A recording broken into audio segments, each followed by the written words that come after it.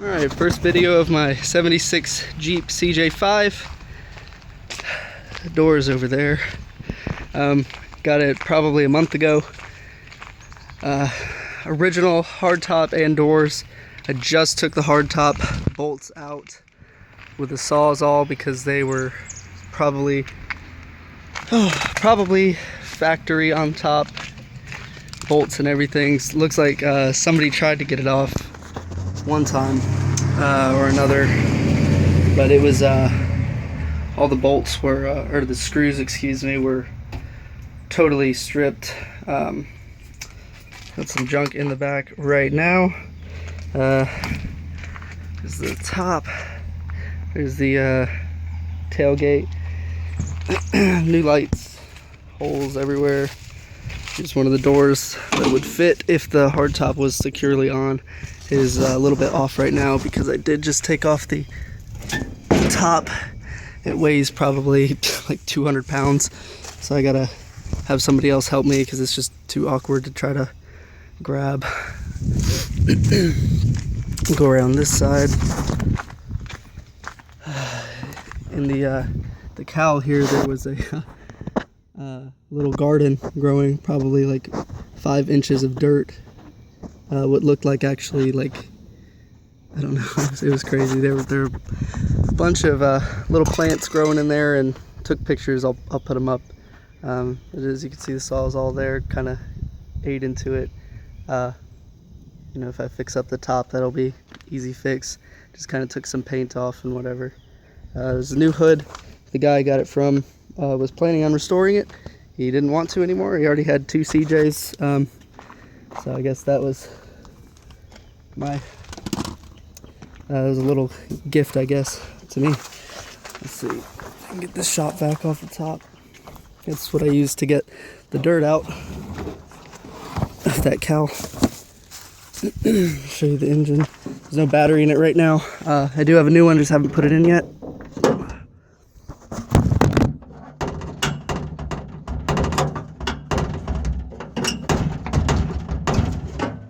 There we go. It's the engine. I don't know if you can see it. I'm blinded by the sun right now. Yeah, there was probably literally like an inch of grease and dirt on the engine itself. And then I figured out it was kind of painted blue, as you can see in the back. That's where the battery goes, if you know your CJs. Replacing the belt actually right now. Also doing the brake line. I took the old master cylinder out for the brakes, if you can see it in the back there. Have the new one inside. I need to go get the correct size fittings for the rear, the rear line.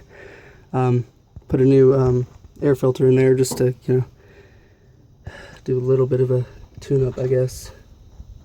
And some wires and things that are not connected that should be connected, like down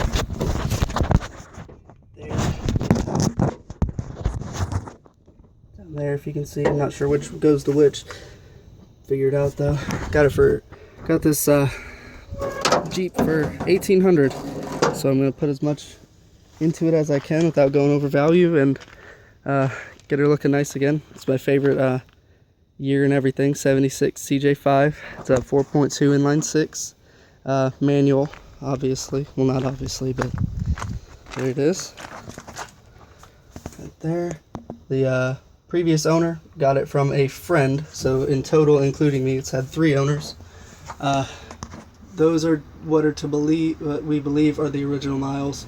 As you can see, you know, back in the day, they didn't have the extra digit to get you into the, you know, 152,000 or whatever it is there, you know.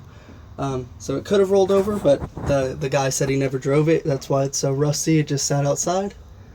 A little aftermarket radio there. In the little dash, or the glove box, there's no rust. It was already a plastic bezel in there. Also, the gas tank is already plastic as well, so I don't have to do anything with that. If you can see up in there, it's got like a little skid plate on there. It needs shocks all around. The tires are dry rotted. I already did the rear brakes and the rear lines. You know, I replaced the wheel calipers and everything on the back because it's drums all the way around. So that's what I'm doing today, hopefully, is replacing these front wheel cylinders and the lines going to them, and bleed it all with the new master cylinder. I believe it's new lights, because I don't think lights could have lasted looking that long, or looking that good for this long. New radiator coming in the mail sometime soon. Gotta order it. It's on my screen right now. Just gotta order. Need some of the hood latches and everything, because the new hood was ready to be painted. It's primed and everything, just ready to be painted. But yeah, overall, it's definitely a project. There's a lot of rust, a lot of places. If you want to let me know what you think about me replacing the body itself and going with a new tub, you know, new body, you can find them for like $2 or $3 grand, which would save a lot of trouble. But I don't want to really lift this thing at all or make it a rock crawler. I want to restore it. So based on that, let me know what you think about putting a new body on there, because I don't know, I'm kind of torn between repairing this, which would take a long time, which I'm fine with, or dropping like $2 or $3 grand to just be done with it and have a brand new looking Jeep. The original color was yellow, and then somebody spray painted what it looks to be spray paint, or like really old bad paint job of white, because it does have the pinstriping on the white, so I'm not sure on that. And every picture I see of like 76s with the hard tops, they're all white, so I'm pretty sure the hard top is supposed to be white. I don't see anywhere where they would have missed painting it.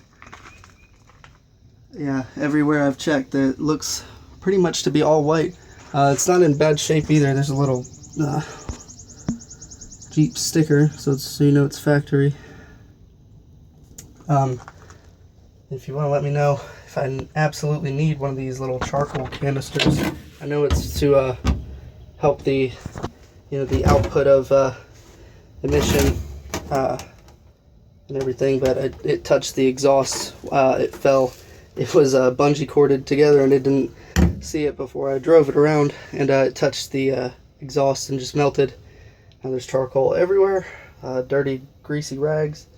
There's the belt that I'm going to put on probably today.